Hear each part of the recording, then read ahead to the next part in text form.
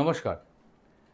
আজকে আমরা শিশুদের একটা রোগ নিয়ে কথা বলবো, যেখানে জন্মের পরে দেখা যায় যে পিঠের মধ্যে একটা ফোলা রয়েছে। এই ফোলাটার ওপর মোটা চামড়া রয়েছে, কিন্তু পিঠটা ফোলা, যেমন এই সঙ্গের ছবিতে দেখা যাচ্ছে।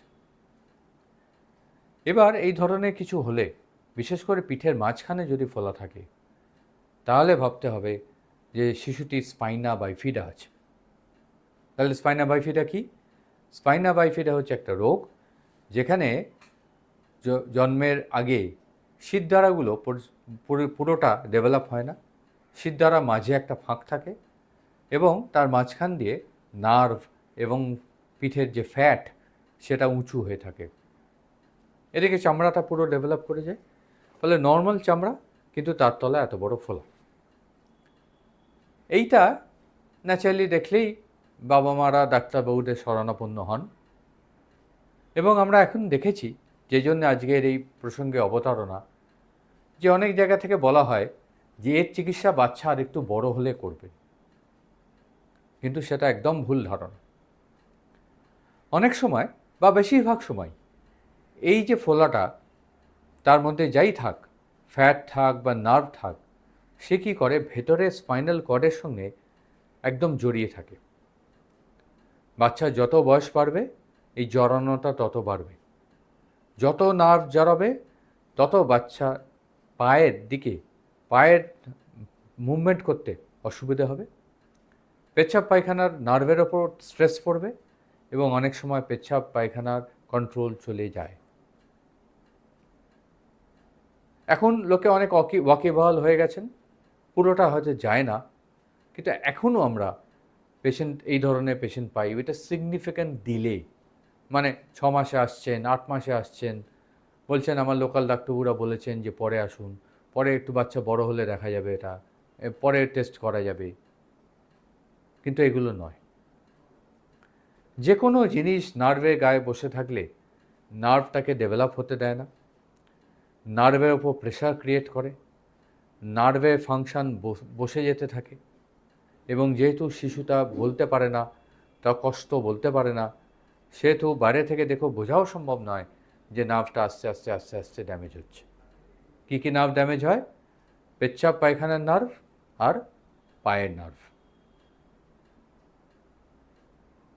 সুতরাং কী করা উচিত?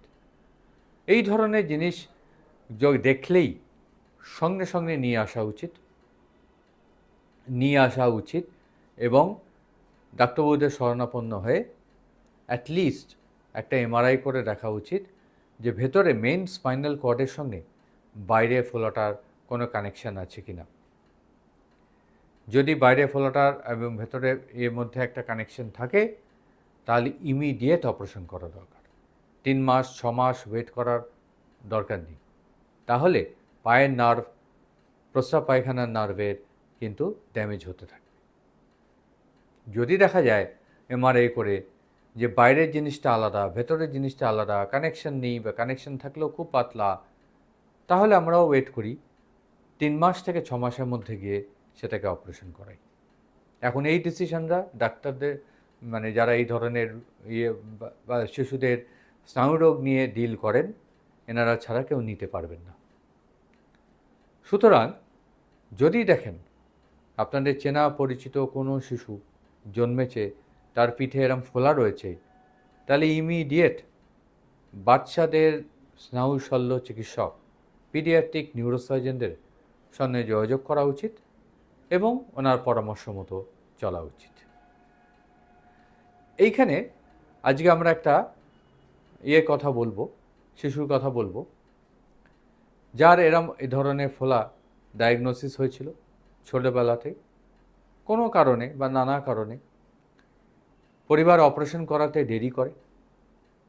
অপারেশন করা হয় একটু বেশি বয়সেই, তাতে অপারেশনটা সাকসেসফুল হয়েছে।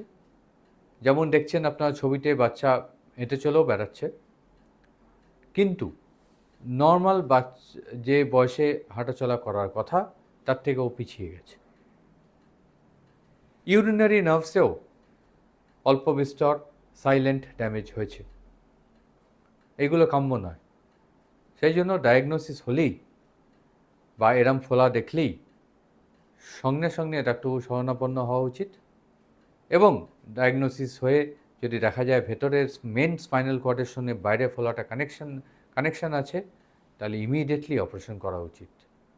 আজকালকার যুগে অ্যানাস্থেসিয়া এত ভালো হয়ে গেছে যে বয়স কোনো ফ্যাক্টরই নয়, এবং আমরা ইভেন একদিন দুদিনে শিশুদেরও অপারেশন করি এবং তারাও রিকভার হয়ে বাড়ি চলে যায়। নমস্কার।